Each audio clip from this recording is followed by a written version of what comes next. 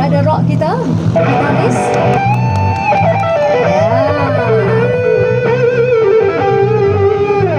Ini namanya rock sebab dia bawa lagu rock, nama pun rock. Dan tak lupa juga kita ada tukang ketuk kita kat belakang sana, kasih bunyi sikit bang. Macam konser dah. Macam konser dah. Itu Abang Virus. Virus Razo katanya. Okey, kita ada bassist kita. Boleh bunyi sikit bassist?